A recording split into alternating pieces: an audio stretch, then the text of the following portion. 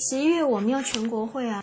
一走进美容沙龙，罗丽芬就在卷宗、电话、传真和电脑间掌管自己横跨两岸、进军国际的美容王国。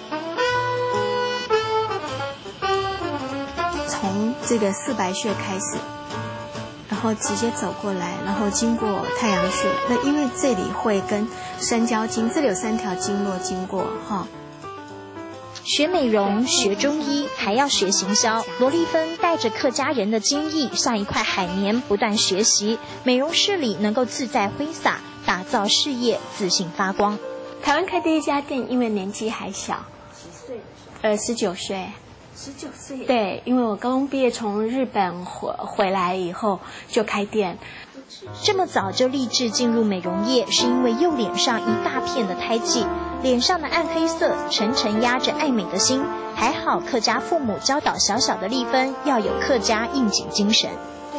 我小时候他就是把我当女强人养，那他觉得任何一件事别人可以完成，你也一定可以做得到。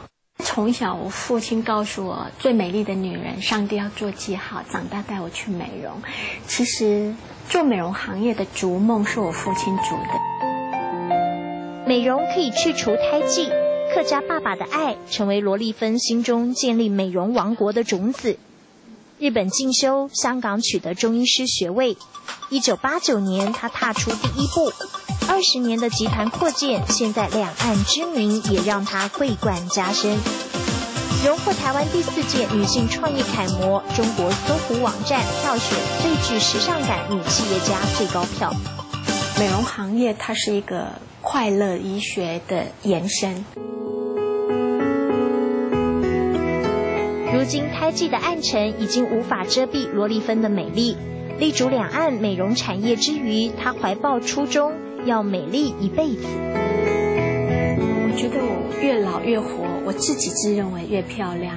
为什么呢？因为我认为在时间的那个洗练过程里面，你得到很多。举手投足间，她是最美的化身；言语谈吐里，她有最美的智慧。摆脱胎记的桎梏，拥抱客家不服输的精神，决心美丽的罗丽芬，打造我最美的感动时刻。